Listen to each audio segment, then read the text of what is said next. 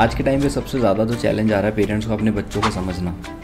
एक पेरेंट अपने बच्चे को कैसे समझे? मुझे लगता है हम जब ज़्यादा पेरेंटिंग टिप्स में चले जाते हैं ना, हम लोग खोज करने लगते हैं कि पेरेंटिंग कैसे करनी है, वो गलत है। अच्छा, जेन-ज़ी का सबसे बड़ा इशू क्या है? पेशेंस की कमी है या गाइडेंस की? दोनों की।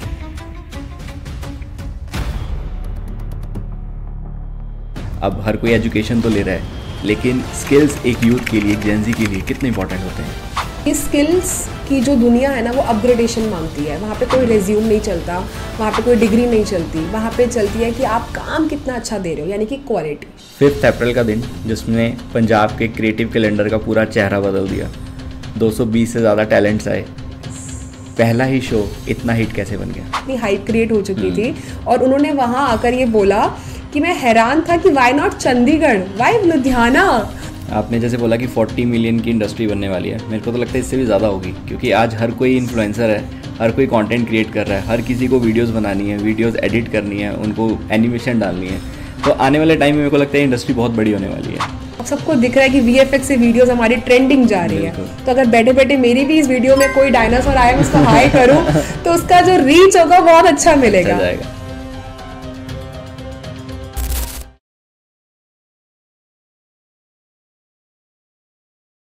आज लोग एजुकेशन की बात तो करते हैं, लेकिन स्किल्स की बात कोई नहीं करता। आज सबसे ज़्यादा जो चीज़ इंपॉर्टेंट है वो है स्किल्स। एजुकेशन तो हर कोई ले रहा है, बट वहाँ से अगर आपको अपने में कुछ अलग दिखाना है तो उसके लिए जो स्किल्स हैं वो सबसे ज़्यादा इंपॉर्टेंट हैं। आज जब हम ये पॉडकास्ट रिकॉर्ड कर रहे थे तो बाय चांस आज जो था वो वर्ल्ड यूथ स्किल डे था, एंड इस वर्ल्ड यूथ स्किल डे के ऊपर हम जो बात करेंगे वो स्पेसिफिकली स्किल्स के ऊपर बात करेंगे। और इन्हीं स्किल्स के ऊपर बात करने के लिए हमारे साथ मौजूद हैं हमारे एक्सपर्ट, जो पिछले 15 साल से इस इंडस्ट्री में, स्किल्स इंडस्ट्री में वर्क कर रहे हैं और कितनों की लाइफ को बदल चुके हैं। आज हमारे साथ है Mrs Riya Arora, who is the director at MAC centre Punjab. इसके अलावा वो लीड कर रहे हैं AVGC XR Punjab and AI Ikigai centre को। Welcome to the show ma'am. Thank you कैसे हो मैम? एकदम बढ़िया। लाइफ कैसी चल रही है? बहुत बढ़िया मैम। 15 साल पहले आपने इस इंडस्ट्री में कदम रखा, तो आपने ये सोचा था कि ये इंडस्ट्री मुझे एक्सेप्ट करेगी? जब इस इंडस्ट्री में कदम रखा था तो एज अ स्टूडेंट रखा था, और एज अ स्टूडेंट ख्वाब देखा था कि मैं अपना स्टूडियो बनाऊंगी और फिल्में बनाऊंगी। ठीक है। उसके बाद कहते हैं ना कि भगवान का प्लान हमारे प्लान से कई गुना बेहतर होता है। तो जो भगवान का प्लान था वो ये था कि वो मुझे उस कारज में लगाएं कि मैं स्टूडेंट्स की हेल्प करूं और बच्चों की हेल्प करूं, उन्हें अपने सपने तक पहुंचाने के लिए। और जब उनका प्लान था तो उनकी रज़ा में राज़ी रहकर हमने वो काम किया, और आज इतने साल हो गए, बहुत सारे स्टूडेंट्स कनेक्टेड हैं and helping them in achieving their dreams in this industry of media and entertainment. अब जैसे मीडिया और ये एंटरटेनमेंट इंडस्ट्री में बहुत सारे लोग आ चुके हैं, बट ये होता है कि इस इंडस्ट्री में नाम बनाना और नाम बना रहना, तो क्या चैलेंजेस आते हैं कि मतलब नाम हमारा कैसे बना रहता है? ये टोटली डिपेंड करता है that how much sure you are about your dream. जैसे कि अगर मैं किसी भी स्किल पर्सन की बात करूँ आज के टाइम पे, चाहे वो क्रिकेटर क्यों ना हो, या आप कह सकते हो कि कोई भी, जैसे आप पॉडकास्ट करते हैं, आप पॉडकास्ट में भी काफ़ी लोग हैं आज के टाइम पे, लेकिन सब सर्वाइव नहीं कर पाते, क्योंकि कंसिस्टेंट कितने हैं, किसका क्या मकसद है, वो बहुत मैटर करता है। और हमारी इंडस्ट्री में नो डाउट बहुत काम है आज के टाइम पे। अगर हम TV ओपन करते हैं तो हर वेब सीरीज़ या डेली सोप्स, या अगर हम फ़ोन ओपन करते हैं, इतनी ऐप्स आ गई हैं, इतना सारा काम है, इतना ज़्यादा ओपनिंग्स हैं हमारी इंडस्ट्री में, सब काम कर सकते हैं। बट उस पर्सन को अपग्रेड होना बहुत ज़रूरी है, क्योंकि स्किल्स की जो दुनिया है ना, वो अपग्रेडेशन मांगती है। वहाँ पे कोई रेज्यूम नहीं चलता, वहाँ पे कोई डिग्री नहीं चलती, वहाँ पे चलती है कि आप काम कितना अच्छा दे रहे हो, यानी कि क्वालिटी। शॉर्ट में बात करें तो क्वालिटी बहुत मैटर करती है, और यहाँ पे जो अपनी क्वालिटी को अपग्रेड करता रहेगा वो डेफिनेटली कंसिस्टेंट ग्रोथ उसको मिलती रहेगी। 5 अप्रैल का दिन जिसने पंजाब के क्रिएटिव कैलेंडर का पूरा चेहरा बदल दिया। 220 से ज़्यादा टैलेंट्स आए। पहला ही शो इतना हिट कैसे बन गया? पहली बात, थैंक यू सो मच। जिस तरीके से आपने शब्दों में पिरोकर ये बोला, मुझे एक अच्छा कंटेंट मिल गया सीज़न 2 के लिए। Creative calendar, very nice. See, दो चीज़ें होती हैं। एक होती है इंसान की ज़रूरत करना, एक होता है उसका ख्वाब। मैं बहुत छोटी थी और जब मैं टेलीविजन पे शोज देखती थी ना, वहाँ से मेरा क्रेज इस इंडस्ट्री की तरफ झुकाव बहुत बड़ा था। लाइक बॉलीवुड से ना मेरा एक अलग ही नाता है। मतलब जब मैं राज कपूर की फिल्में देखती थी, छोटी थी और उस टाइम पे राज कपूर की फिल्में इतना ज़्यादा नहीं, बट मैं तब भी देखती थी। और अगर गोविंदा सामने आ जाए तो मैं पागल हो जाती थी, उनकी फिल्में आ जाए। और उनकी फिल्में में एक्टिंग से ज़्यादा मुझे क्या पसंद आता था कि बिहाइंड द सीन काम कैसे हुआ होगा, इसको डायरेक्ट किसने किया होगा, ये सीन ऐसे कैप्चर कैसे हुआ होगा। तो उस टाइम से मैं ये सब देखती आ रही हूँ। जब कोई लाइव शो आता था, जब मैं वहाँ पे किसी को भी as an actor as a jury बैठी देखती थी जज में, तो ऐसे बड़े बड़े शोज़ देखती थी। वहाँ पे बॉलीवुड स्टार्स आ रहे हैं, हर शो में एक अलग बॉलीवुड स्टार आता था। तो वो इंडियन आइडल की जैसे हम बात करें, तो उस टाइम पे मुझे लगता था कि एक दिन ना ऐसा शो बनाना है अपना जिसमें सारे फिल्म स्टार्स एक साथ आ जाए, क्योंकि सबसे मिलने का शौक था। और वही क्रेज़ मेरा लेकर आया मुझे इस इंडस्ट्री में और ज़्यादा। So basically Punjab animation awards, जब क्रिएटिव कैलेंडर हमने ब्लॉक किया आपकी भाषा में, हमारा एक अवार्ड शो होता है मुंबई में। पंजाब एनिमेशन अवार्ड्स का आइडिया वहीं से ही आया था। It is 24 FPS international animation award, India का the best award show animation की दुनिया का। और आपको बहुत कम दिखने को मिलेंगे, लेकिन अब बड़े बड़े शोज़ आईफा वगैरह में भी VFX अवार्ड्स दिए जा रहे हैं, बट तादाद में नहीं दिए जा रहे।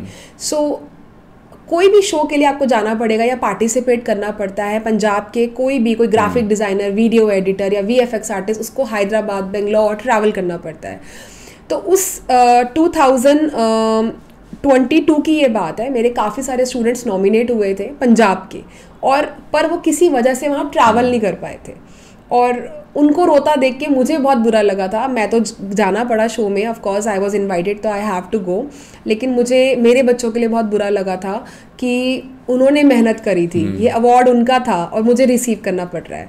तो बस वो एक इमोशनल अटैचमेंट है शुरू से मेरा स्टूडेंट्स के साथ। और मैंने सोच लिया था 2022 में ही, एंड मैंने रोहित से बोला, मेरे हस्बैंड से, मुझे शो करना है। तो वो बोलते, it's not easy, not a cup of T for making this kind of show, it's not easy, बहुत चीज़ें करनी पड़ती हैं। मैंने कहा कोई नहीं, शुरुआत करते हैं। तो 2022 में हमने ये चीज़ों को लिखना शुरू करा कि करते हैं और करते करते टाइम बीतता गया, नहीं हो पा रहा था। Of course it is difficult, but 2025 में ये हमारा शो हुआ। और ऐसा हुआ जैसे आपने बोला, क्रिएटिव कैलेंडर ब्लॉक हुआ, उसके साथ साथ पूरा बॉम्बे हिल गया था कि क्या हुआ है पंजाब में हुआ है और लुधियाना में हुआ है। इवन जो हमारे AVGC के फादर हम बोलते हैं, मिस्टर आशीष कुलकर्णी जी, वो खुद आए हमारा शो देखने। इतनी हाइप क्रिएट हो चुकी थी, और उन्होंने वहाँ आकर ये बोला कि मैं हैरान था कि why not Chandigarh, why Ludhiana. मतलब लुधियाना नहीं सुना था किसी ने भी कि यहाँ कुछ है ऐसा। और ये मेरी बहुत बड़ी अचीवमेंट थी कि भगवान ने मुझे चूज़ किया कि ऐसी चीज़ें मैं ला सकूं, और मुझसे पहले कोई नहीं लाया। ये बहुत बड़ी चीज़ थी मेरे लिए। So I am thankful to God and universe for bringing this opportunity to me. मेरे लिए ये अपॉर्चुनिटी थी, तो ये मेरा ख्वाब था जो पूरा हुआ था। आपने AVGC की बात की, as we both are from the same industry, तो we know what AVGC is. तो आप बता सकते हो कि AVGC XR है क्या? So AVGC XR stand for Animation VFX Gaming Comics, and XR stand for Extended Reality, जैसे AR VR हम देखते हैं आजकल, तो हर मॉल में AR VR लगा हुआ है। बट उसकी भी जो क्लिप्स बनती हैं वो आर्टिस्ट हैं जो उसको रेडी करते हैं। और एनिमेशन VFX गेमिंग कॉमिक्स की मार्केट ने, you know, it is shaping the entire industry of education, entertainment, welfare, youth, and specify करें तो हेल्थ केयर भी आजकल, आर्किटेक्ट इंडस्ट्री, बहुत सारे प्रोडक्ट इंडस्ट्रीज़ हैं जो इस पे चल रही है। हम अपने घर में कोई भी प्रोडक्ट देखते हैं, even this mic is also made in 3D, you know, पहले एक 3D में बना होगा, फिर उसका मैन्युफैक्चर हुआ होगा। तो एनिमेशन का तो सबको पता था कि इस तरह से है, बट एनिमेशन को पहले लोग ना एनिमेशन से जानते नहीं थे। अगर आप उस टाइम की बात करेंगे जब लिटिल कृष्णा जैसी सीरीज आती थी, तो उस टाइम पे कार्टून बोलते थे, कार्टून्स हैं, या कोई लैमिनेशन बोलता था, उसको कोई नाम नहीं दिया था। बचपन से कार्टून्स देख रहे हैं, किसको 3D नहीं मालूम, किसको एनिमेशन नहीं मालूम, लेकिन एनिमेशन बोलते हैं नहीं मालूम था, उस बच्चे का नाम पता नहीं था, तो उसको नाम दिया हमारे आशीष कुलकर्णी सर हैं जो हमारे मेंटोर हैं AVGCXR के, और उन्होंने AVGCXR उसको नाम दिया, और वो पॉलिसी रजिस्टर होते होते भी टाइम लगा। 2022 में गवर्नमेंट ने वो पॉलिसी बनाई थी, और अब सारी दुनिया, इवन इंटरनेशनल प्रोजेक्ट्स, हमारे जितने भी हॉलीवुड प्रोजेक्ट्स हैं जहाँ पर एवेंजर या हैरी पॉटर जैसी सीरीज़ बनती हैं, उसको भी वो भी AVGCXR को यूज़ करते हैं आज के टाइम। तो ये बहुत इंडियंस वैसे ही बहुत बड़े बड़े नाम कमा रहे हैं। सो कितनी बड़ी मार्केट बन चुकी है आज? मार्केट बहुत बड़ी है, आने वाली मार्केट आप बिलीव नहीं करोगे, इन नेक्स्ट 2 years 40 बिलियंस की मार्केट ग्रो करने वाली है। जो एजुकेशन इंडस्ट्री है जिसमें लोग आके पढ़ सकते हैं और सैलरीज ले सकते हैं, is a highest growing industry this time. इतनी जॉब अपॉर्चुनिटीज़ निकल रही हैं। आप ये लगाओ कि अगर हम स्टूडियोज़ की बात करें तो वहाँ पर भी, अगर हम स्टूडियोज़ की बात नहीं करें तो एंटरप्रेन्योर्स, हमारे कैंपस से मैक्सिमम एंटरप्रेन्योर्स निकल के जाते हैं जो आज के टाइम पे स्किल सीखते हैं और सेल्फ एडिटर्स हैं। सो वो सेल्फ मेड आर्टिस्ट बन रहे हैं, और सेल्फ मेड आर्टिस्ट हमने कैटेगरी पंजाब एनिमेशन अवार्ड्स में भी रखी थी, और वहाँ पर हमने 16 से ऊपर सेल्फ मेड बेस्ट आर्टिस्ट को अवार्ड किया था। मैंने सुना है कि आपके पास जो भी आता है आप उसकी काउंसलिंग फ्री ऑफ कॉस्ट करते हो, उसके पीछे क्या मोटिव है? उसके पीछे कोई मोटिव नहीं है, लेकिन कोई ऐसा मकसद नहीं है, कभी सोचा नहीं। लेकिन अगर मैं आपकी बात करूं, दी करण, द फिल्मी केव, इतना बड़ा नाम हो चुका है, आप बहुत जेन्युइनली मार्केट में काम कर रहे हो, पॉडकास्ट का बहुत अच्छा नाम है, अच्छी रीच है और अच्छे लोग आपके साथ जुड़ते हैं। तो of course, sorry if I am revealing here, you don't charge for your podcast and I am not here कि मैंने यहाँ से चार्जेस पे करके बैठी हूँ। सो ये हमारा एक फॉर्मल कोलैबोरेशन था। तो अगर मैं आपसे पूछूँ तो आपका क्या मकसद है, why you are doing this free podcast? Let's say आपके पास या कोई भी पर्सनैलिटी आती है, उनसे लोग मिल नहीं सकते, उनके पास टाइम नहीं है, तो हमारे थ्रू जो इन्फॉर्मेशन सबके पास जा सकती है फ्री ऑफ कॉस्ट, तो वो सबसे बेस्ट है हमारे लिए। बस यही मकसद मेरा है, आपका और मेरा मकसद सेम है कि सही इन्फॉर्मेशन को लोगों तक पहुंचाना। ये आपका पैशन है, मेरा भी स्टूडेंट्स को हेल्प करना मेरा पैशन है, और इसके आगे मेरा कोई ऐसा मकसद नहीं है। अब हर कोई एजुकेशन तो ले रहा है, लेकिन स्किल्स एक यूथ के लिए, एक जेनजी के लिए कितने इंपॉर्टेंट होते हैं? बहुत इम्पॉर्टेंट है, क्योंकि अगर हम आज के टाइमिंग्स में जेनजी की बात करें, यूथ की बात करें, सो वो पहले वाले बच्चे नहीं रह गए हैं कि पेरेंट्स ने बोला कि 12th ख़त्म करो, ग्रेजुएशन ख़त्म करो, अच्छी यूनिवर्सिटी लो, अच्छी लड़की से शादी करो या अच्छे लड़के से शादी करो और अपना करियर डेवलप करो, जॉब ढूंढो और करो। आजकल के बच्चे अपनी थॉट्स खुल के रखते हैं, दे वांट टू एक्सपेरिमेंट, और वो एक्सपेरिमेंट कैसे होगा अगर उनको स्किल्स आते होंगे। किसी को शौक है कि मैं अपना जो इमेजिनेशन है वो पेपर पे उतारूँ, किसी को शौक है कि मैं अपना जो दिमाग में मेरे एक मॉन्स्टर चल रहा है वो उड़ सकता है उसको 3D में बनाऊं, किसी को शौक है माइक पे बात करने का, किसी को शौक है कैमरे में वीडियोस बनाने का। तभी डिजिटल कंटेंट क्रिएटर्स के लिए बहुत सारे कोर्सेज हैं हमारे पास, और दुनिया में आजकल टाइमिंग्स में बहुत ये इंडस्ट्री को प्रमोट भी किया जा रहा है, और लोग इंस्टाग्राम की हेल्प से अपने स्किल्स को बाहर लेके आ रहे हैं। कोई किसी की मम्मी है वो खाना बहुत अच्छा बनाती थी, उन्होंने वीडियो स्टार्ट किया, किसी की दादी माँ के चैनल्स आपने देखे होंगे। कितना लोग अपना जो स्किल है वो बाहर लेके आ पा रहे हैं, but with the help of our industry, media industry, जहाँ पे हम एडिटिंग की बात करते हैं। Without editing, without camera they can not do nothing, they can not do anything, sorry. So उस टाइमिंग्स पे आज के टाइम के जो बच्चे हैं, जनरेशन है, ये बहुत जल्दी अपने फैसले को बदल देती है, एक जगह पे रहने का उनका नहीं है, और कई लोग इनको गलत भी कहते हैं, बट मेरा मानना ये है कि ये सबसे ज़्यादा एनर्जेटिक जनरेशन मिली है हमें, जेन जी, जिनके आइडियाज़ बहुत खुराफात होते हैं। अब वो खुराफात आइडियाज़ को कैसे कन्वर्ट करेंगे? मैं वही पूछना चाहता हूँ कि जैसे आज का जेनजी जो है वो बहुत फास्ट फॉरवर्ड है, रील्स की तरह उनके माइंड चेंज होते हैं, रील्स, ट्रेंड, डिस्ट्रैक्शन बहुत जल्दी उनमें आती है, तो उनका जो विज़न है वो परमानेंट होता है या टेम्परेरी होता है? सबका अलग अलग होता है। अब मैंने डॉक्टरी तो कर नहीं रखी जेनजी में, लेकिन मेरे साथ जेनजी जुड़ी हुई है जो मैं डेली देखती हूँ। पहले मेरे पास बच्चे आते थे क्वेश्चंस लेकर कि मैम आप बताओ कौन सा कोर्स अच्छा है या मेरे लिए क्या ठीक रहेगा। आप मानोगे नहीं, आज के टाइमिंग्स में मेरे पास बच्चे कैसी क्वेरीज लेके आते हैं, मैम समझ ही नहीं आ रहा, स्ट्रेस क्यों हो रहा है, मैम स्ट्रेस हो रहा है। मैं कहा अच्छा कोई प्रॉब्लम, स्ट्रेस क्यों हो रहा है वो नहीं पता, तो मैं उनसे पूछना शुरू करती हूँ कि घर में कोई प्रॉब्लम नहीं मैम, काम भी अच्छे से चल रहा है, पैसे भी बहुत कमा रहे हैं, फ्रीलांसिंग भी बहुत कर रहे हैं। मैं मैक में कोई दिक्कत, हमारे यहाँ कोई दिक्कत नहीं, मैम वहाँ पे कोई दिक्कत नहीं है, इंडस्ट्री में कोई दिक्कत, पापा ने कुछ कह दिया, मम्मा ने कुछ, नहीं नहीं नहीं नहीं, फिर क्या हुआ है मैम, वही तो नहीं पता है। क्योंकि क्या है कि जेनजी जो है ना वो क्रिएटिव है, बहुत ज़्यादा क्रिएटिव है, लेकिन जब क्रिएटिविटी की बात आती है तो उनके घर वाले उन्हें कहीं ना कहीं बोल देते हैं कि ये आप क्या कर रहे हो, ये क्या है, ये क्या अटपटा है। अगर वो लैपटॉप पे टाइम स्पेंड कर रहे हैं या फोन पे टाइम स्पेंड कर रहे हैं, हाँ अगर गलत चीज़ों के लिए कर रहे हैं तो बिल्कुल गलत है, लेकिन अगर they are doing something productive in their laptop और इन देयर फोन्स तो बिल्कुल भी गलत नहीं है। और लेकिन क्योंकि उनके फैमिली से उनको सपोर्ट नहीं मिल पाता तो वहाँ पर वो जनरेशन थोड़ा सा अपना माइंड सेट बार बार चेंज करती है कि हम फाइनली करें क्या। लेकिन जनरेशन का जो माइंड सेट है वो स्किल्स में उनको बहुत हेल्प करता है बिजी रहने में। प्रॉब्लम सारी ये है कि पहले लोगों के पास ऑप्शंस कम होते थे, अब ऑप्शंस बहुत ज़्यादा हैं तो कन्फ्यूजन बनता ही है। अगर हम हमारी भी बात करें तो आज के टाइम पे अगर हमारे सामने एक सिंपल गोलगप्पे की प्लेट है, मुंह में पानी आ जाता है ना गोलगप्पे सुन के सो गोलगप्पे की प्लेट है तो हमें पता है हमें यही खाना है, लेकिन हम जाते हैं किसी शादी में या कहीं बफे में तो हम भी कंफ्यूज हो जाते हैं कि इसमें से खाए क्या। आजकल की शादी से आप देख ही रहे हो, इटालियन, वियतनाम के स्पेसिफिकेशंस एंड साउथ इंडियन खाना, कोरियन खाना, कोरियन की भी इतनी वेराइटीज हैं, we get confuse what to eat, what to starters में भी इतने कंफ्यूजन्स हैं।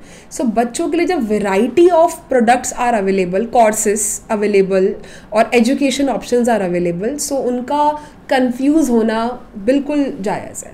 अच्छा, जेनज़ी का सबसे बड़ा इशू क्या है, पेशेंस की कमी है या गाइडेंस की? दोनों की।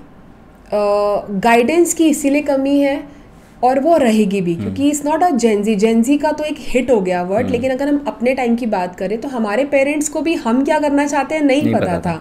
वो एक ही बात बोलते थे कि तुमने जो करना है हम तुम्हारे साथ खड़े हैं, बट करना वही जो लिमिट में हो, अच्छा करना, कुछ गलत काम मत करना। और वही हम अपने बच्चों से कहते हैं। मेरे बच्चे बहुत क्रिएटिव है, जहाँ पे पहले 20 ईयर्स का बच्चा गेम खेलता था, मेरा 10 ईयर का बच्चा मुझसे 100 रुपीज़ लेके जाता है कि मम्मा आज हमारा गेमिंग कॉम्पिटिशन है तो हमें 100 रुपीज़ कलेक्ट करके लेके आने हैं। तो मैं तो ऑफकोर्स थोड़ा ऑकवर्ड फील करती हूँ एज अ मदर। और जनरेशन की बात करें जो उनके जो आइडियाज़ हैं या उनकी जो बातें हैं वो सब उनके मॉम डैड के समझ से बाहर हैं, तो गाइडेंस की कमी वहाँ से आ जाती है। इसीलिए हम जैसे लोग बने हैं उनके लिए कि हम उनको हेल्प कर सकें उनके आइडियाज़ को डेवलप करने में, या वो जो सोच रहे हैं उस सोच को उस मकसद तक ले जाने के लिए।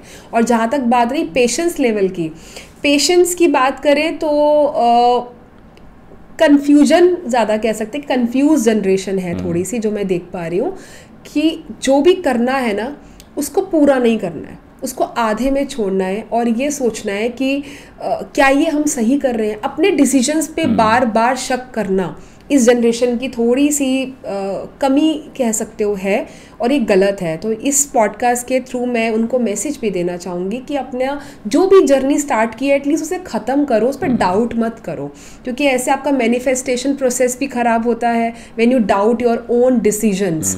सो अगर आपने स्टार्ट कर ही लिया उसे फिनिशिंग लाइन तक पहुँच के जाओ। When your friend says that this is wrong, ये मत कर वो मत कर, वेराइटी लेके आ जाते हैं सामने अगेन, तो वो कन्फ्यूजन क्रिएट होता है and then they start doubting themselves. वहाँ उनके पेशेंस लेवल ख़राब हो जाते हैं कि नहीं है।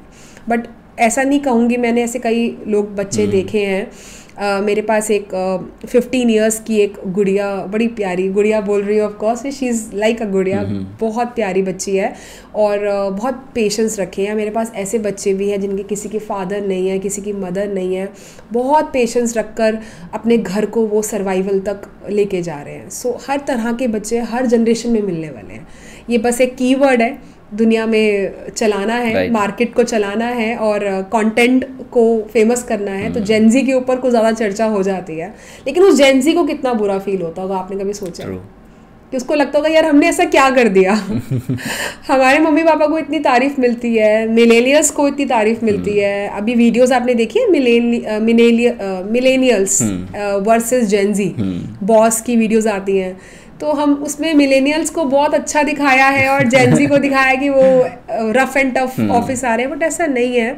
आप दुनिया में निकलो, आपको जेनजी में भी कई ऐसे बच्चे मिलेंगे Right. जो बहुत प्रोफेशनल वर्किंग हैं और they know the ethics of the company, they are following the professional dress up, बस वो कंटेंट बनाना है तो कुछ भी दिखाना है, वो वाली बात है यहाँ पर, but they are not good, ऐसा नहीं है, दे आर गुड, और वही है हमारी फ्यूचर।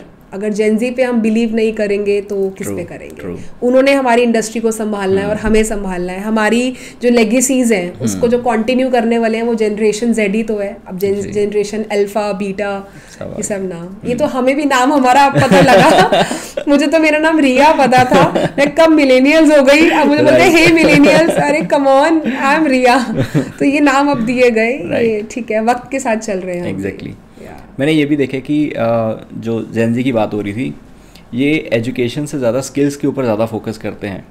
बहुत सारे ऐसे मैंने जेनजीज देखे हैं जो कि बहुत अच्छा अर्न कर रहे हैं, उतना पैसा अर्न कर रहे होते हैं जितना एक MBA वाला या एक BTech वाला अर्न कर रहा होता है। तो उनके लिए क्या एजुकेशन ज़रूरी है या सिर्फ स्किल्स तक, जैसे 10+2 कर ली, वहाँ तक सफिशेंट है? सबसे पहले तो ये कि वो कर क्यों रहे हैं स्किल्स पे फोकस, क्योंकि उनको ये पता लग रहा है कि जो हम कंटेंट पढ़ रहे हैं ग्रेजुएशन में वो सेम वही है जो मेरे पापा ने पढ़ा या मम्मा ने पढ़ा।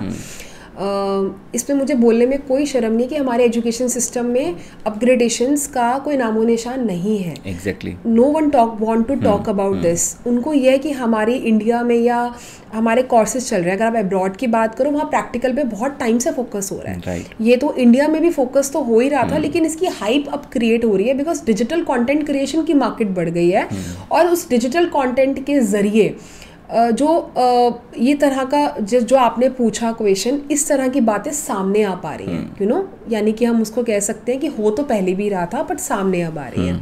सो एजुकेशन में जब बच्चे देखते हैं कि ग्रेजुएशन करके भी बच्चों को जॉब नहीं मिली, MBA करके भी वो 10-12 हज़ार की सेल्स पर्सन ही बन पा रहा है, Right. तो वो यही देखता है कि यार मेरे सामने एक पर्सन है जिसने एडिटिंग करना सीखा या नहीं भी सीखा, किसी फाइनेंशियल इशू की वजह से वो फ़ोन पे भी एडिटिंग सीख सकता है और फ़ोन से ही वो किसी की रील्स बना के एडिटिंग करना स्टार्ट कर देगा, ही स्टार्ट अर्निंग। राइट। तो वो इंस्पायर कर रहा है उसको, उनको वो चीज़, उनको दिखता है कि कौन ज़्यादा इनकम कर रहा है और फाइनेंशियली स्ट्रॉन्ग कौन नहीं होना चाहता। When we have seen our own parents struggling so much for this finance things, तो फाइनेंशियली कितना इम्पॉर्टेंट है, क्योंकि दुनिया में इतने सारे प्रोडक्ट्स आ गए हैं आजकल। टॉयज़ की भी बात करें तो 1000 रुपये से पहले का टॉय नहीं शुरू होता, तो वो सबको पता है कि हमें भी शादी करनी है, अपने बच्चे होंगे तो हम उनकी सर्वाइविंग कैसे करेंगे ना पूरी। सो उनको ये दिखता है कि एजुकेशन इम्पॉर्टेंट है, लेकिन एजुकेशन के साथ साथ, तो मेरा जो कहना है वो ये कहना है कि एजुकेशन के साथ साथ स्किल्स बहुत ज़्यादा ज़रूरी हैं। और एजुकेशन में किसी ने ग्रेजुएशन का ये नहीं है कि अभी मत करो, आपने देखा है, मैं हूं ना में भी दिखाया था कि वो 44 का होके कॉलेज गया था। कॉलेज में कोई एज लिमिट नहीं है, बस बच्चों को सही डिसीजन लेना है। अगर पेरेंट्स ने बोला है कि ग्रेजुएशन करो, they have to make them understand. Problem ये है कि बच्चे जो है ना वो अपने पेरेंट्स के साथ लड़ते हैं, झगड़ते हैं, मैं तो यही करूँगा, मैंने तो कह दिया, मैं तो यही करने वाली हूँ। अरे आप उनको पेरेंट्स हैं, उन्हें रिस्पेक्ट दो कि मम्मा एक बार सुन लो, आपको नहीं ठीक लगेगा, that then will be your decision, I will respect your decision, but at least you respect your my words ना। वो रिस्पेक्ट दिखाओ कि आई रिस्पेक्ट यू, मैं आपको लिबर्टी दे रही हूँ कि आपका ही डिसीजन होगा, मैं आपको लिबर्टी दे रही हूँ मुझे सुनने की, बट एट लास्ट आपका डिसीजन मेरे लिए मैटर करता होगा। एक बार अपने माँ बाप से प्यार से बात करके देखो, क्या वो नहीं सुनेंगे? और उनको समझाओ कि ग्रेजुएशन से पहले मेरे लिए स्किल्स बहुत ज़रूरी है, अगर आप चाहते हो कि मैं जल्दी इनकम करूं। हाँ, अगर आप 6 साल वेट कर सकते हो तो पहले मुझे 3 साल आप ग्रेजुएशन करने दो, उसके दौरान तो मैं कुछ नहीं करने होंगी, बिकॉज कॉलेज की यूनिवर्सिटीज़ के प्रोजेक्ट और टाइमिंग्स बहुत हार्ड है। और उसके बाद जब मैं अपनी स्किल की जर्नी शुरू करूंगी तो पहले तो मुझे उसमें ढलने में टाइम लग जाएगा। तो अभी तो मैं एक कच्चा घड़ा हूँ, यू नो, इन तरह की। आप हर कोई स्टोरी नहीं बना सकता, I know the way you want to tell your parents, tell it, but clear करो, क्लियर रहो, छुपाना नहीं चाहिए अपने पेरेंट्स से कि क्या है। तो उस तरह से उनकी एजुकेशन से, जो भी एजुकेशन है, स्किल भी एक एजुकेशन ही है। इट मैटर्स अ लॉट कि आपका क्या डिसीजन है। अगर आप ग्रेजुएशन करने जा रहे हैं इसी इंडस्ट्री में, कोई फिल्म मेकिंग कैंपस ज्वाइन करने वाले हैं, तो ऑफ कोर्स आप वो भी कर सकते हो। आजकल तो डिग्रीज भी आ गई हैं काफ़ी सारी, पर डिग्रीज में भी थियोरिटिकल ज़्यादा है, प्रैक्टिकल कम है। सो मैं ये नहीं कहती कि ओनली वी, आप दुनिया में कहीं पर भी हो, प्रायोरिटाइज करो अपने स्किल्स को। वो स्किल ज़रूरी नहीं कंप्यूटर स्किल्स ही हो सकता है कि आपको 2 पेन्स लेके टेबल बजाने का मन करता हो, वो भी एक स्किल है, उसकी वीडियोस बनाना शुरू कर दो, you will hit your page and you can earn a lot in the content creation thing. एक मेंटर का फर्ज सिर्फ सिखाना नहीं होता, रोशनी बन के रास्ता दिखाना होता है। कितनों की लाइफ में रोशनी डाल चुके हो? ऐसे काउंट नहीं किया, लेकिन जब मुझे AVGC 40 अंडर 40 अवार्ड मिला था एट एनिमेशन एक्सप्रेस हैदराबाद, वहाँ पर डेटा कलेक्ट करना पड़ा था, तो मुझे अच्छा लगा जानकर कि 6500 से ऊपर पंजाब के स्टूडेंट्स थे मेरे लिस्ट में, जो मेरी हेल्प की वजह से कह सकते हैं कि आज वो अपने करियर में दे आर सेटल्ड, या जो वो करना चाहते हैं। एंड 640 विमेन भी हैं उसके अंदर जो हाउस वाइफ थी, and now they are entrepreneurs as they are earning from these skills, because of these skills only. Skills की वजह से वो घर बैठ के ही अपने बच्चों को संभालते संभालते ही दे आर अर्निंग। तो वो 640 का रिकॉर्ड वहाँ पे निकला था, और वो रिकॉर्ड पूरा रीचेक होता है वहाँ पे, तभी आपका नॉमिनेशन आता है। And then I got a award, और मैंने वहाँ पे भी स्टेटमेंट यही दी थी कि hey Punjab creative talents, I am bringing this AVGC 40 under 40 to prepare next 40 under 40। और मेरा ये टारगेट है, अब मानोगी नहीं, कि मुझे तो 40 अंडर 40 से पंजाब से निकालने हैं अभी, और क्योंकि I was the first one from Punjab who got that award. तो मुझे था कि ये क्या बात हुई, मतलब पंजाबीज कहाँ हो मतलब पंप उखाड़ने के अलावा भी पंजाबीज बहुत कुछ कर रहे हैं, वो भी लेकर आओ बाहर, लेकर आओ लोगों को, वो अगर कोई तो इनिशिएट लेगा। सो यही रीज़न था कि आज तक मैंने एब्रॉड के जो भी ऑप्शंस आए उन्हें रिजेक्ट किया। मुझे बहुत अच्छे ऑप्शंस आए थे एब्रॉड से, कॉलेजेस में आए थे, वैंकूवर से बहुत अच्छा ऑप्शन आया था इस इंडस्ट्री में एज एन एडवाइजरी बोर्ड के लिए भी काफ़ी अच्छे ऑप्शंस आए थे। बट पता नहीं पंजाब से क्या लगाव हो गया है कि जाने का मन ही नहीं करा, और हुआ कि कुछ करते हैं इस यहाँ के लिए, कुछ करके देखते हैं। सो अभी मेरे को ये जानना है कि आप क्या क्या कोर्सेज रन कर रहे हो? We have all type of courses in animation, VFX, 3D, multimedia में ग्राफिक डिज़ाइनिंग, वेब भी आता है, बट वेब का हमारा थोड़ा फोकस कम है। We are more into designing things, and newly we have launched digital content creation courses and AI courses in which we are providing the skills, जिसमें बच्चे आकर अपने कोर्सेज कर सकते हैं। एंड ऑफ कोर्स जो भी उनको करना है, चाहे जॉब करनी है या एंटरप्रेन्योर बनना है, हमारा फोकस मेजरली लीडर्स और एंटरप्रेन्योर्स पे रहता है। और एनिमेशन में बहुत कुछ है, एनिमेशन के अलावा 3D में बहुत कुछ है। 3D में प्रोडक्ट मॉडलिंग बहुत है। आप हमारे बच्चे आज के टाइम में BMW जैसी कंपनीज़ में काम कर रहे हैं, प्यूमा में काम कर रहे हैं, क्योंकि वहाँ पे मॉडल्स बनते हैं शूज़ के। आर्किटेक्ट कंपनी में बहुत बच्चे काम कर रहे हैं, क्योंकि पंजाब में आर्किटेक्ट इंडस्ट्री है।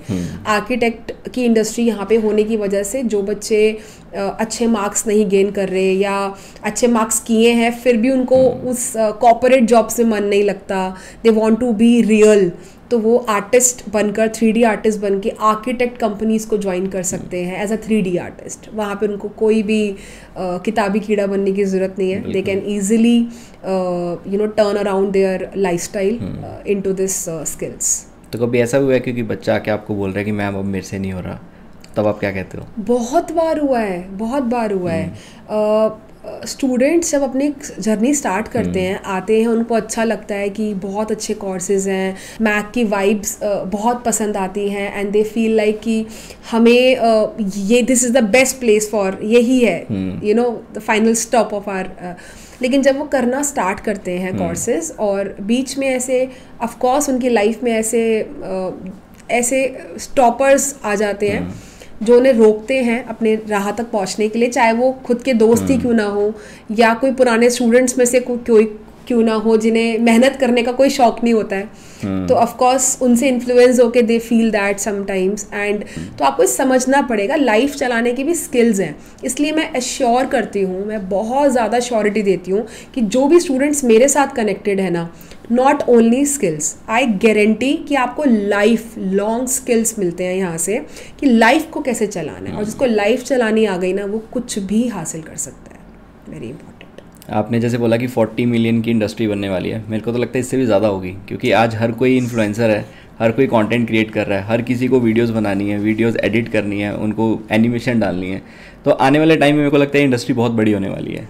यस बिल्कुल होगी। अभी क्या है ना कि मोटी मोटी फिगर्स आती हैं on the basis of the present infra what's going on, लेकिन आगे क्या होने वाला है उसकी प्रिडिक्शन तो कोई भी नहीं कर सकता। ये तो ऑफ कोर्स आज के टाइम पे अगर मैं अपने बच्चों की बात करूं, दोनों ही स्किल्ड पर्सन है, दोनों को ड्राइंग्स पसंद है, दोनों को ही कंप्यूटर्स में पोस्टर, मेरा तो 10 ईयर का है बेटा, वो अभी से एक सॉफ्टवेयर में पोस्टर्स डिज़ाइन करता है। Very nice. उसे बहुत शौक है कि मैं अपने प्रोजेक्ट्स के पोस्टर्स कंप्यूटर पे डिज़ाइन करूं। और एक 4 साल का बेटा है मेरा, वो अभी से बहुत सारे art and waste, best out of waste जो बोलते हैं हम, वो बहुत सारी चीज़ों को जोड़ जोड़ के कुछ कुछ बनाता रहता है और कुछ ना कुछ नया मेरे सामने लेके आता रहता है। तो मैं उनको देख के मुझे बहुत प्राउड फील होता है। और फिर मेरा बड़ा बेटा मुझे बोलता भी है कि मम्मा थैंकफुली आप इस इंडस्ट्री से हो, वरना मेरे कुछ दोस्त हैं जिनकी मम्मी कहती है कि ये सब ना गंद वंद नहीं मचना चाहिए, यहाँ पे घर क्लीन रखो। और आप मेरा घर आओगे ना, आपको बहुत गंद मिलेगा लोगों के लैंग्वेज में, बट मेरे लिए वो क्रिएटिविटी है, मैस है, मेरी पूरी दीवारें भरी हुई हैं। I want my children to explore और more than me, yes more than me. मेरे हस्बैंड का ये है कि घर तो हम पेंट करवा लेंगे दोबारा, मतलब पूरा घर मैस रहता है, जब भी कोई आ जाएगा मैस ही रहेगा, and I love that mess, क्योंकि वो वापस नहीं आने वाला। वो 2 साल और हद से हद, जहाँ वो 6-7 ईयर्स का होगा वो एकदम नॉर्मलाइज घर हो जाएगा, बिल्कुल ऐसा, बिल्कुल जैसे कॉर्पोरेट घर होते हैं कि कोई गंदा नहीं करेगा, क्योंकि स्कूल हो जाएगा स्टार्ट, और स्कूल के बाद फिर बहुत सारी प्रोडक्टिविटीज़ में they will join of course classes. So मैंने देखा है कि आजकल के बच्चे खाली नहीं बैठना चाहते। तो जनरेटिव एआई के ऊपर भी आप काम कर रहे हो? Yes, generative AI, gen AI, हमारे जितने भी कोर्सेज हैं they all are powered by gen AI. लेकिन apart from this we have newly launched concept of AI that the name is Ikigai. और इकिगाई के अंदर हम लोग बहुत सारे ऐसे कोर्सेज हैं like digital marketing pro, cyber security, they all are AI based courses. और ये नॉर्थ का सेकंड कैंपस है, इससे पहले कोई भी कैंपस नहीं है। द बेस्ट पार्ट इज़ कि we are serving courses with IIT Kanpur. जो भी हमारे यहाँ के स्टूडेंट्स होंगे they will be getting a certification, of course test clear करने के बाद they will be getting a certification from IIT Kanpur. और जो इनके हमारे फाउंडर भी हैं, he is also from IIT Kanpur. और जब वहाँ से डायरेक्ट आती है, यही मुझे शौक है कि कुछ लाओ तो ऑथेंटिक लाओ, वरना मत लाओ। स्टूडेंट्स के साथ खिलवाड़ करना ना मुझे बहुत बुरा लगता है। लाइक अब मैं आपको एक टर्म बताती हूँ, बहुत चलती है, 100% प्लेसमेंट। सुना है? हर कोई कहता है कि 100% प्लेसमेंट बहुत सुना। हाँ, हम भी कहते थे 100% प्लेसमेंट। कब तक? 2019 तक। 2019 तक की जो जनरेशन थी वो बहुत अलग थी, हमारे हाथ में थी, हमें सौंप देती थी, हम जो कह रहे हैं वो करती थी। उनकी गारंटी हम ले सकते थे कि 100% प्लेसमेंट इसकी करवा के छोड़ेंगे। राइट। लेकिन जब हमें अपने ऊपर बिलीव होता है कि हम इस बच्चे को रन चला देंगे, क्योंकि उसकी मम्मा ने बोला है कि चाटा मारना हो तो चाटा भी मारना, लेकिन ऑफ कोर्स ऐसा नहीं किया जाता। लेकिन उनके पेरेंट्स इतना बिलीव हम पे करते हैं, आज भी करते हैं। लेकिन जनरेशन बदल गई है, और 2020 में लोग जब घर बैठते थे, जनरेशन घर बैठती थी, फ़ोन पे इतना ज़्यादा थी ना कि उनको बहुत सारे आइडियाज़ एक्सप्लोर करने को मिले और बहुत कुछ अपने बारे में जानने को मिला, खुद से मिलने को मिला, और वहाँ पर जनरेशन हुई चेंज। तो 100% प्लेसमेंट वाला कॉन्सेप्ट को मैं बिल्कुल भी अप्रिशिएट नहीं करती। क्योंकि आप बताओ, आप अगर आज आप हमारे यहाँ कोर्स ज्वाइन करते हो, मैं अपना 100% आपके ऊपर लगा रही हूँ, मेरी क्या गारंटी है, या आप मुझे क्या गारंटी देते हो कि आप 100% मेरी बातों को फॉलो करोगे? नहीं करोगे ना। तो 100% नहीं कह सकते, 100% प्लेसमेंट ऑप्शंस कह सकते हैं। हमारे पास 100% बेस्ट कोर्सेज हैं, 100% प्लेसमेंट ऑप्शंस हैं। इतने ऑप्शंस हैं ना, आप मेरे एसआर मैनेजर से मिलो, वो परेशान हो जाते हैं कॉल अटेंड करते करते। एडिटर चाहिए, अभी मेरा फ़ोन खोलो, 4 ऊपर मैसेजेस आ रखे हैं, मैम 2 वीडियो एडिटर चाहिए, जैसी सैलरी कहोगे वैसे दे देंगे, बेस्ट एडिटर्स होने चाहिए भी आपसे, ऐसे लिखते हैं मुझे। तो क्या ये जॉब जनरेशन नहीं है? ये जॉब जनरेट हो रही है। हम ऑप्शंस और लेके आ रहे हैं, और हम एक तरह का ब्रिज गैप कर रहे हैं स्टूडेंट्स और इंडस्ट्री के बीच में। लेकिन जो स्टूडेंट्स कुछ करना ही नहीं चाहते, हमारे पास ऐसे बच्चे भी आते हैं जो अब्रॉड जाना है, जिन्हें कोई मतलब ही नहीं है जॉब से। अब वो हमारे 100% प्लेसमेंट रिकॉर्ड में कैसे आ सकते हैं? 100% प्लेसमेंट रिकॉर्ड कभी मेंटेन नहीं हो सकता, क्योंकि मेरे यहाँ 40% लोग वो पढ़ रहे हैं जो अब्रॉड जाना चाहते हैं या एंटरप्रेन्योर बनना चाहते हैं, और वो 100% प्लेसमेंट रिकॉर्ड के मेरे क्राइटेरिया में नहीं फिट होते हैं, तो मेरा नहीं रिकॉर्ड मेंटेन हो सकता। और हाँ, अगर कुछ लोग बिना रिकॉर्ड मेंटेन के बात कर रहे हैं तो वो अलग बात है कि just a USP for selling the courses, but just to tell them कि कोर्सेज कभी सेल नहीं किए जाते, कभी कोर्सेज बेचे नहीं जाते। ये करियर है, ये शिक्षा है, ये वरदान में मिलती है लोगों को, और हर इंसान अलग बना। इसके एग्जाम्पल मैं देना चाहूँगी, एक बहुत ही खूबसूरत एग्जाम्पल, कि क्रिकेटर जो लोग होते हैं, क्रिकेट खेलते हैं। मैं पंजाब में सुबह जब बच्चों को छोड़ने हम जाते हैं या वॉक करने जाते हैं तो मैं बहुत लोगों को क्रिकेट खेलते हुआ देखती हूँ, बहुत लोगों को। और क्रिकेट लाइक मिलकर वो एक पार्क ले लेते हैं और वहाँ पे क्रिकेट खेल रहे होते हैं। कुछ लोग बिना अकेडमी के क्रिकेट खेलते हैं, और कुछ लोग एकेडमी में जाकर क्रिकेट खेलते हैं, स्टूडेंट्स ज्वाइन करते हैं, बच्चे ज्वाइन करते हैं, मेरे बेटे ने भी की हुई है। लेकिन क्रिकेट एकेडमी में ज्वाइन करने वाला हर बच्चा क्रिकेटर नहीं बनना चाहता, वो अपनी हॉबी के लिए कर रहा है। तो क्या वो एकेडमी ये बोलेगी कि मेरा रिकॉर्ड खराब हो रहा है? और हर एकेडमी के पास नेशनल गेम्स के ऑप्शंस भी नहीं होते, बट वो एकेडमी बुरी नहीं है, मैं कहती हूँ।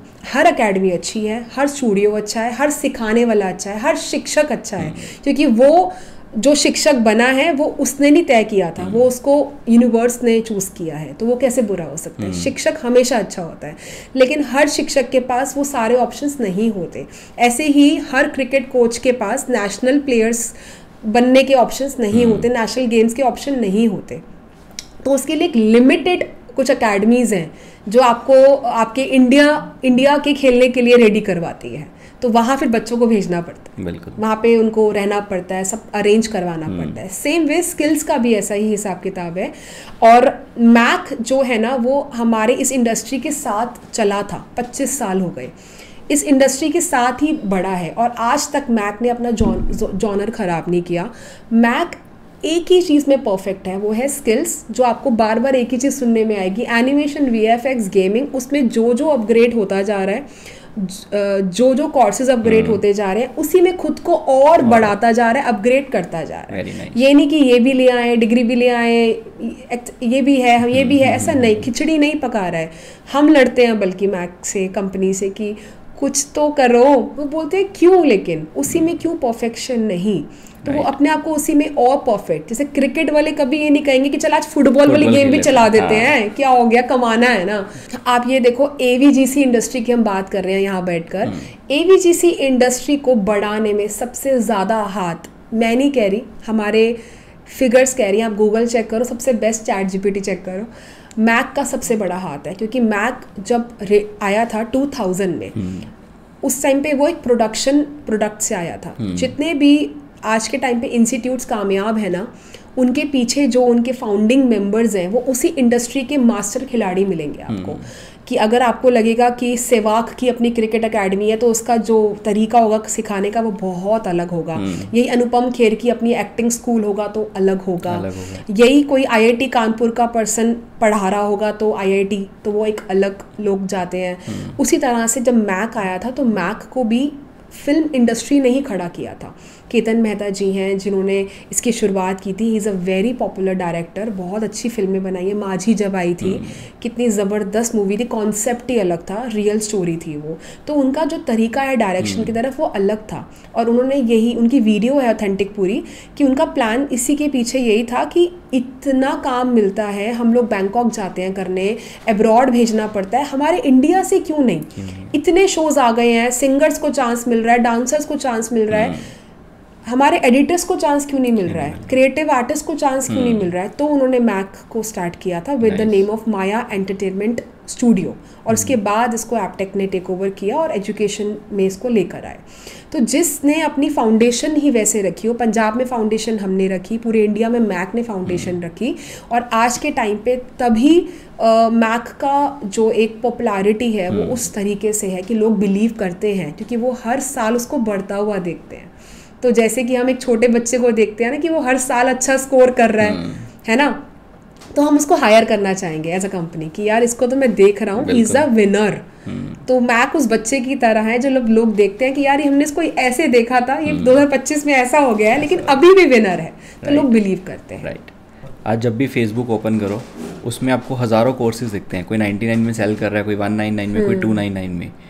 लोग उनको बोलते हैं कि वो फ्रॉड हैं, वो चीट कर रहे हैं, आगे जाके अपसेल करेंगे। क्या सच में वो कोर्सेज सीखना हमारे लिए फ़ायदेमंद हो सकते हैं? फ़ायदे का तो पता नहीं, but we should not call them cheaters और फ्रॉड, बिकॉज अगर इस इंडस्ट्री में रह के हम उनकी रिस्पेक्ट नहीं करेंगे, so you know this will be wrong to them. हर आर्टिस्ट की अपना एक पहचान है, हर आर्टिस्ट की अपनी एक जर्नी है, वो अपने हिसाब से जर्नी करता है। हर कोई इतने बड़े बड़े इंस्टीट्यूट्स नहीं खोल सकता है, right. हर कोई बड़े बड़े पॉडकास्ट में इन्वेस्ट नहीं कर सकता। जैसे आपने इतना अच्छा सेटअप आज बनाया हुआ है, बहुत सारे लोग हैं, बच्चे हैं, कह सकते हो यूथ है जिन्हें पॉडकास्ट करने का शौक है, तो वो घर से ही माइक लगाकर बोलना शुरू कर रहे हैं और उनका आपको इन्फ्रा ना अच्छा नहीं मिलेगा, लेकिन वो भी कर रहे हैं, उनकी रीच थोड़ी कम है लेकिन वो अपने शौक को पूरा कर रहे हैं ना, कहीं पे कोशिश कर रहे हैं आने की। वैसे ही अगर हम मीडिया एंटरटेनमेंट इंडस्ट्री की बात करें तो यहाँ पे बहुत सारे कोर्सेज हैं, 3D, ये मैंने जैसे एक गर्ल का देखा, वो 3D का एक ब्लेंडर में कुछ इफेक्ट्स बनाती है और वो बना के उसका पेज पूरा भरा हुआ है कि आज क्या देखना चाहोगे आप, मैं आपके लिए लाई हूँ तड़कती भड़कती 3D में कार। बड़ा अच्छा बोलती है और वो 3D में पूरी कार ऐसे घूमती है और एंड में वो ज़रूर बोलती है कि if you want to learn such effects join my workshop in dash dash dash. तो मैं ये सोच रही हूँ कि वो लड़की कितनी मेहनत कर रही है, कंटेंट क्रिएट कर रही होगी, कैमरा रख रही होगी। It's not easy, you know that, it's not easy. हाथ कंधे सब दर्द हो जाते हैं और हम उनको उठाकर फ्रॉड चीटर्स बोलते हैं। It's not the way, we should respect them. और अब उनके जो कोर्सेज हैं वो कितने फ़ायदेमंद होते हैं वो तो करने वाला जाने और करवाने वाला जाने। लेकिन जो ये जो बच्चे हैं या आने वाली जो जनरेशन अब करेगी या कर रही है, अगर आप ध्यान दोगे ना तो वो पूरे पूरे कोर्सेज नहीं करवा रहे, वो एक टॉपिक करा रहे हैं। जैसे कि एक बच्चा मैंने देखा, वो मोशन ग्राफिक्स को पूरा उसने अपना एक स्पेशलाइजेशन बनाया हुआ है कि गाइस मेरे पीछे देखो, वो एक सर्कल घूम के आता है। तो ऐसा कुछ सीखना चाहते हो, अपनी वीडियोस को क्रिएटिव बनाना चाहते हो ऐसा, तो मुझे बहुत मज़ा आता है इनको देखकर। एंड आई ऑलवेज कमेंट कि वेरी नाइस, वेरी गुड। और इनको मैं कोलैबोरेशन के लिए भी बुलाती हूँ। अब मुझे शायद पागल कहोगे, लेकिन मैंने इन जैसे पेजेस को भी कमेंट्स किया है और इनको मैंने इनवाइट किया है कई बार कि बेटा आपका ये जो मोशन ग्राफिक का ये वाला पार्ट मुझे बहुत अच्छा लगा, आप एक वर्कशॉप दोगे मेरे स्टूडेंट्स को, क्योंकि स्टूडेंट्स को इंस्पायर करता है। इसका मतलब ये नहीं कि मैं अपने टीचर्स की क्वालिटी पे शक कर रही हूँ, ऐसा नहीं है। लेकिन अगर किसी की कोई क्वालिटी है तो वो सिखा देगा तो क्या दिक्कत है। तो मुझे नहीं लगता कि ये जो कोर्सेज हैं रन करने वाले किस तरह से क्या है। मैंने जैसे पहले बोला कि करने वाला जाने और करवाने वाला, लेकिन मेरे हिसाब से वो मेहनत कर रहे हैं और मेहनत करना गलत नहीं है। हर किसी का हक है।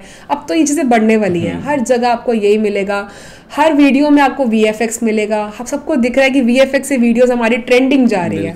तो अगर बैठे बैठे मेरी भी इस वीडियो में कोई डायनासोर आए, मैं उसको हाई करूं तो उसका जो रीच होगा बहुत अच्छा मिलेगा। आई थिंक हमें करना भी चाहिए एक वीडियो में। मैं अपने स्टूडेंट्स को बोलूंगी कुछ बनाओ VFX का, इसी में डायनासोर डाल देंगे। हाँ, इसमें हाय डायनासोर, आप अभी अभी आए हो, न्यू लॉन्च हुआ आपकी मूवी का, से हाय करण तो ये बना सकते हैं। तो इसका बिफोर आफ्टर डालेंगे हम। तो यही चीजें हैं कि बैठे बैठे क्रिएटिव माइंड में क्या आ रहा है, वो ये सोचेगा कि मुझे क्या बोला जाएगा, क्या मेरे इस कोर्स को एक्सेप्ट किया जाएगा। वो अपनी जर्नी जी रहा है बच्चा, वो बनाता जा रहा है, कंटेंट बनाता जा रहा है, लोगों को खुश करता जा रहा है, उसे रीच मिल रही है।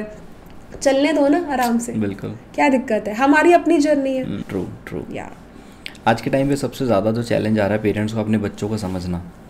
एक पेरेंट अपने बच्चे को कैसे समझे? इसका जवाब मैं बहुत अच्छे से दे सकती हूँ बिकॉज मैं खुद भी एक पेरेंट हूँ, माँ हूँ।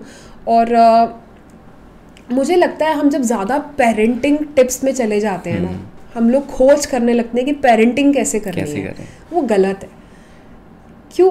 पेरेंटिंग टिप्स कुछ और कहती हैं बट फ्लाइंग चप्पल की बात ही अलग है। मुझे लगता है कि अब देखो ना, मेरे पास एक केस आया, वो बच्चा बहुत ज़्यादा बिगड़ा हुआ, एक्सेस में, और उसकी मम्मा उसे डांटने से डर रही थी क्योंकि पापा ने मना किया। पापा कहते हैं इकलौता बेटा है, कुछ कर बैठेगा। What is the meaning of कुछ कर बैठेगा?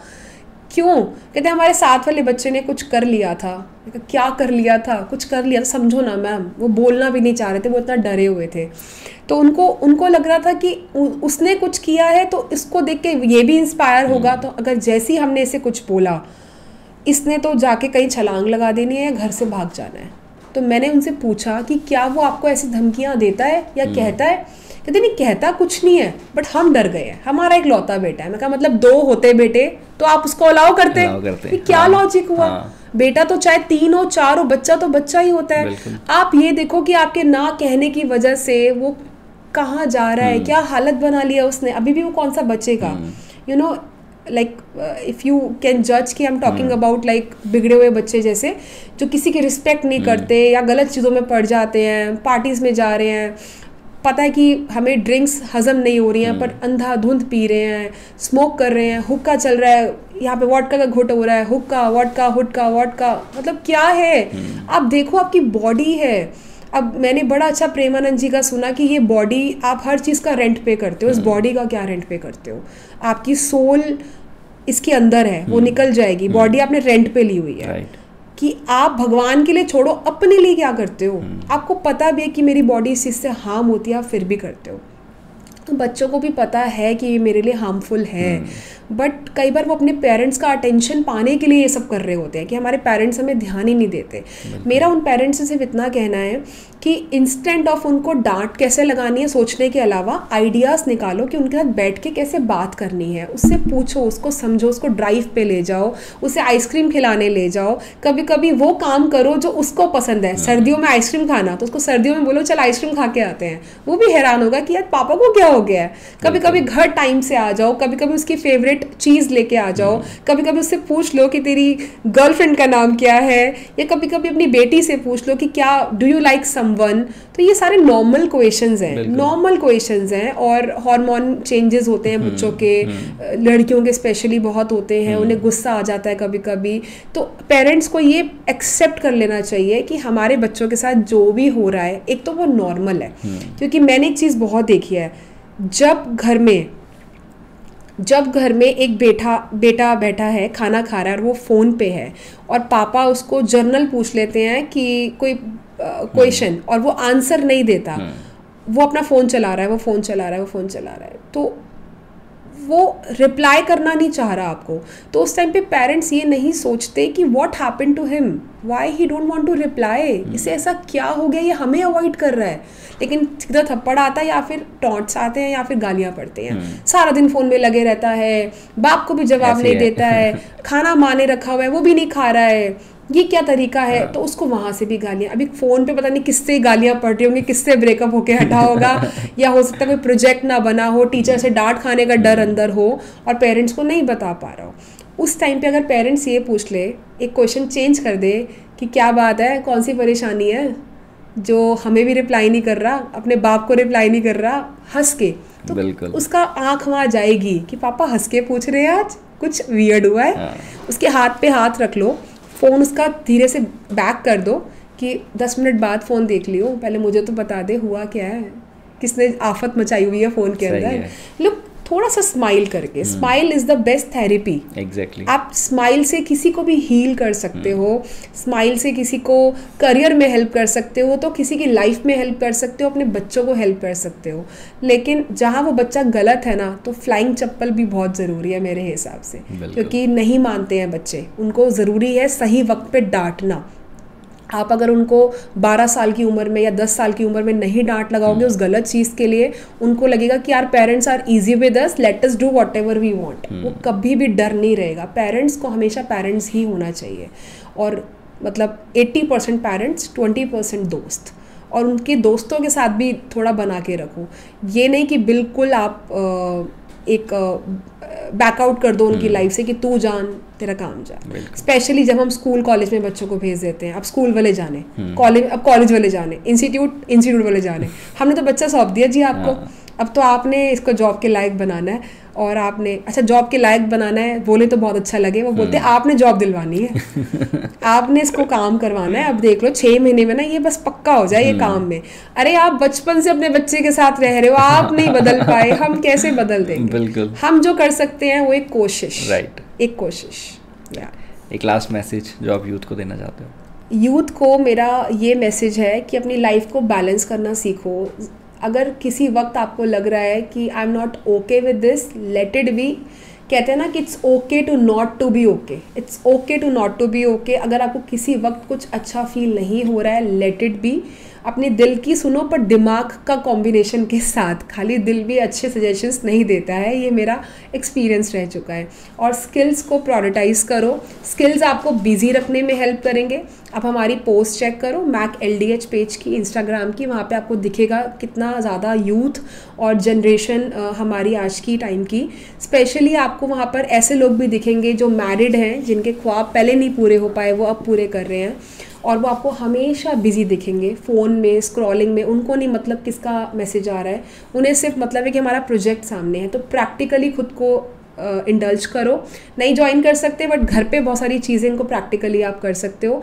Respect your parents, respect your friends and live the life, क्योंकि लाइफ बहुत इंपॉर्टेंट है। प्रेजेंट में रहो और अपनी लाइफ को जितना सुंदर जी सकते हो जियो, बिकॉज दिस बॉडी एक गिफ्ट है आपके लिए भगवान की तरफ से। उस गिफ्ट का आदर करो, सम्मान करो and just stay happy always, और पॉजिटिव रहने की कोशिश करो। रहना मुश्किल है पर रहो, ट्राई करो, पूरी ट्राई करो, और नहीं हो पाए तो मैं तो हूँ ही हेल्प करने। Right, very nice. Thanks a lot ma'am for coming to the show. Thank you so much. Thank you.